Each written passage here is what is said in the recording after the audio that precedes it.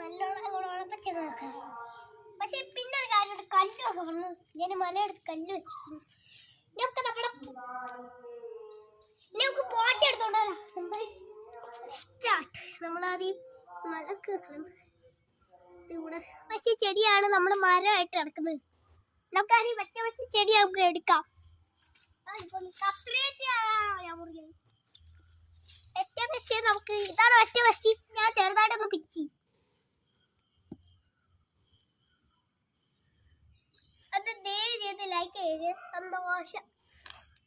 ഇതെങ്ങനെ ഉണ്ട്? സൂപ്പറായിട്ടാ ഉണ്ടോ?